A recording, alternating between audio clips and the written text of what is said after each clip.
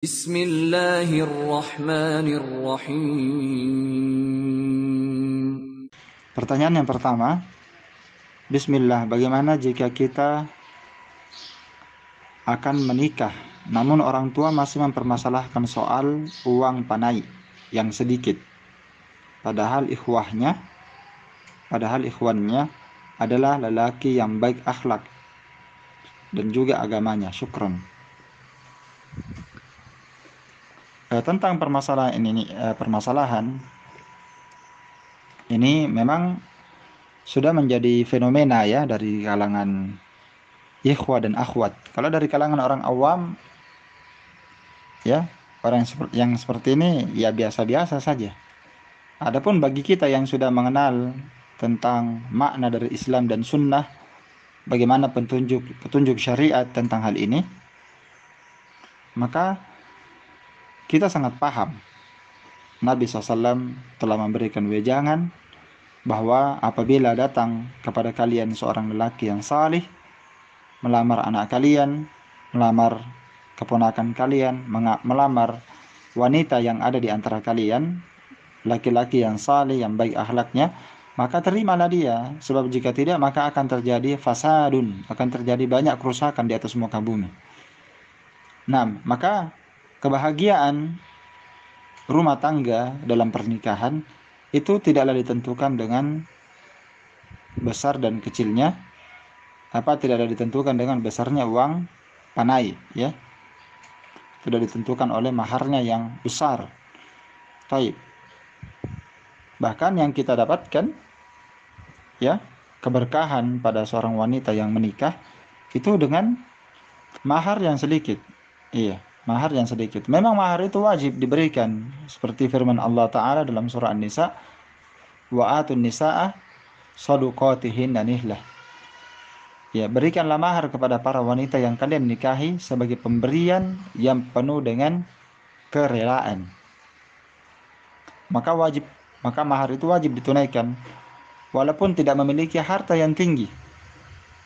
Jangan dia berkata, kamu dulu suamiku, kamu cuma berikan saya cincin dari besi, ya, atau kamu berikan saya cuma cincin emas 1/4 gram misalnya. Ya, tidak perlu dia permasalahkan. Mahar itu bukanlah perkara yang mendatangkan kebahagiaan, tapi tetap diperintah oleh syariat. Ya, tetap diperintah oleh syariat untuk memberikan mahar. Iya.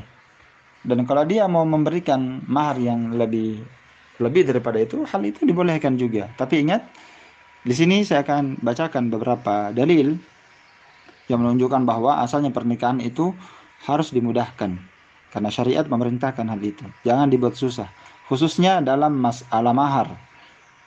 Ya, Nabi SAW ketika ada seorang wanita yang menghibahkan dirinya kepada beliau, dan itu kekhususan Nabi SAW, ya, maka Nabi SAW enggan untuk menikah dengan wanita itu. Maka tiba-tiba berdirilah salah seorang sahabat dan berkata, biarkanlah saya menikah dengannya ya Rasulullah.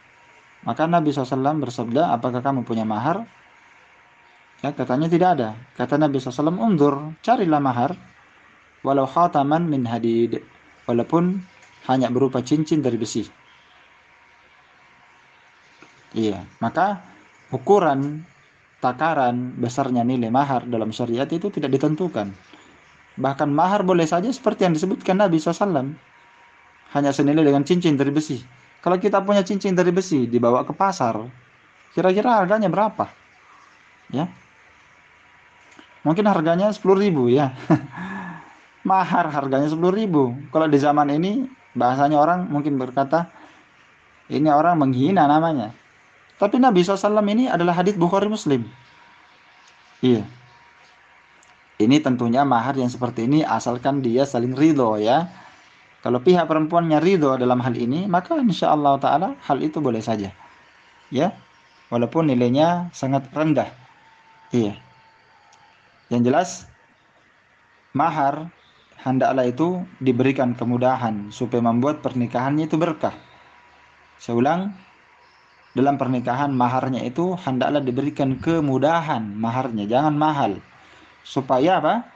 Pernikahannya nanti itu akan diberkahi oleh Allah. Iya. Berkah itu adalah kebahagiaan dunia dan akhirat.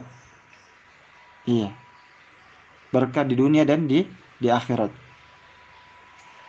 Iya. Dan tidak sedikit orang yang kaya, bisa kita katakan banyak orang yang kaya, tapi rumah tangganya tidak bahagia dan tidak berkah. Padahal waktu dia menikah, yang naik itu 100 juta. Ya, ada emasnya. Ya, orang bilang ada apanya itu bahasanya kalau orang di sini, ada eh, tambahan-tambahannya, satu pasang emas, ada cincinnya, ada disimpan di leher, ada gelangnya, lengkap, ratusan juta maharnya yang naik. Banyak orang yang seperti itu. Tapi apakah dia pasti bahagia dengan hal itu? Jawabannya tidak, belum tentu. Bahkan yang ada justru mahar yang sedikit, mahar yang dimudahkan, justru itulah yang paling berkah. Karena itu Nabi SAW bersabda dalam hadits riwayat Abu Dawud, khairun nikahi aisaruhu. Sebaik-baik pernikahan adalah yang paling dimudahkan. Tentunya yang paling dimudahkan itu kalau maharnya sedikit. Iya kan? Dan dalam riwayat Imam Ahmad, Nabi bersabda, Inna a'adhaman nikahi barakatan aisaruhu mu'natan. Pernikahan yang paling besar keberkahannya, ini kata Nabi, pernikahan yang paling besar berkahnya, suami istri adalah yang paling mudah maharnya. Iya. Sampai sahabat Amirul Mukminin Umar ibn Khattab radhiyallahu ta'ala pernah berkata, janganlah kalian meninggikan mahar-mahar wanita. Ini yang diarahkan kepada orang tuanya perempuan. Karena dia yang suka kasih mahal. Ya, dia yang biasa menaikkan harga.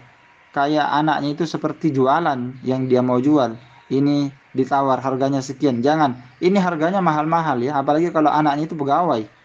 Ya, sudah ada penghasilannya. Ini tidak sama dengan perempuan pada umumnya, kata dia. Ini anak saya sudah pegawai, harganya lebih mahal. Ini anaknya kayak dijual.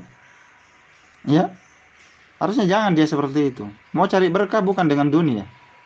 Ya, bukan dengan dunia. Iya. Baik. Kata Umar, janganlah kalian meninggikan mahar wanita. Jika mahar, seandainya mahar itu termasuk kemuliaan di dunia dan ketakwaan di akhirat, maka tentulah Nabi SAW adalah orang yang paling pertama melakukannya. Kalau seandainya mahar itu adalah ya penentu kemuliaan di dunia dan di akhirat, pasti Nabi SAW yang paling pertama melakukannya. Maka sebaliknya mahar yang terlalu mahal dan membebankan bagi calon suami, ya apalagi sampai berutang untuk menikah, ya karena tabungannya tidak cukup. Misalnya ikhwanya menabung 10 juta. Nah ini ya bapaknya akhwat, bapaknya perempuan mintanya 30 juta, kurangnya 20 juta. Atau dia minta 25 juta, kurangnya 15 juta. Akhirnya dia pinjam. Ya. Kalau dia pinjam, berarti dia berat. Berarti itu bukan memudahkan, bahkan justru itu menyusahkan. Dan itu akan mengurangi keberkahan dalam pernikahan. Ya. Akan mengurangi keberkahan dalam apa? Pernikahan. Karena itu Al-Imam Ibnu Qayyim rahimahullah ta'ala dalam kitabnya Zadul Ma'ad, al-maghalatu fil mahar makruhatun fin nikah wa annaha min qillati barakati wa usrihi. Kata beliau, berlebih-lebihan dalam mahar, kadang maharnya sekian juta, banyak ya. Belum lagi nano-nanonya ya, hadiah-hadiahnya. Berlebih-lebihan dalam mahar itu hukumnya makruha, dibenci, makruh. Makruh itu artinya dibenci ya. Baik. Dibenci dalam pernikahan, kata beliau. Dibenci dalam pernikahan. Ya wa annaha min qillati barakatih wa usrihi. Dan hal ini menunjukkan sedikit berkahnya dan sulitnya pernikahan tersebut. Ya, maka sekali lagi saya ingatkan, ya mungkin orang tua yang seperti ini butuh diingatkan ya supaya jangan terlalu materialis, memandang semuanya itu serba wah, banyak duit. Baik. Nah, saya kira ini cukup. Wallahu taala a'lam bishawab.